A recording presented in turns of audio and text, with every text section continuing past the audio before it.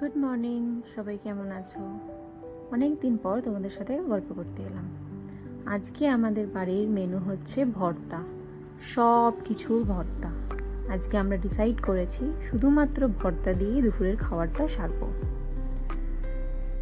ভর্তা ছিল 3 রকম: লাউ পাতা চিংড়ি মাছের ভর্তা, আলু চোখা, আর তার সাথে ছিল ডালের ভর্তা।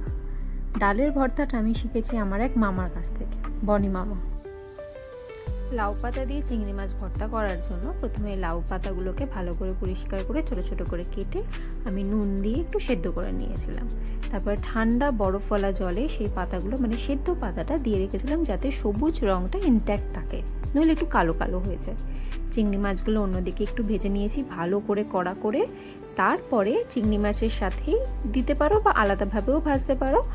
একটুখানি কাঁচা লঙ্কা, একটু কালো জিরে, একটু রসুন দিয়ে সেগুলোকে ভেজে একসাথে আলাদা আলাদাভাবে, মানে লাউ পাতা এটাকে আমি বেটে নিয়েছি। তারপরে ওই সেম প্যানটাতে আবার একটু কালো জিরে দিয়ে তেলের মধ্যে ওই যে প্রথমে লাউ পাতাটা দেবো, সেটা থেকে খানিকটা জল বেরোবে। সেই জলটা শুকিয়ে গেলে সেই লাউ পাতাটার মধ্যে আবার চিংড়ি মাছগুলোকে দিয়ে স্বাদ মতো নুন দিয়ে ওটাকে ভালো করে কষার জন্য রেখে দিতে হবে। অন্যদিকে ডালের ভর্তা বললাম, ডালটাকে এমনভাবে সেদ্ধ করতে হবে যে একদম শুকনো হয়ে যায়, ঠিক যেরকম কচে এরকম। তার মধ্যে কাঁচা লঙ্কা, পেঁয়াজ আর একটু বেশি করে সর্ষের তেল দিয়ে সেটাকে ভালো করে মাখতে হবে, তাহলে ডালের ভর্তা হয়ে যাবে। আলু চোখার রেসিপিটা আর বললাম না, সেম নর্মাল যেরকমভাবে পেঁয়াজ রসুন ভেজে আমরা মাখি ঠিক ওরকমভাবে।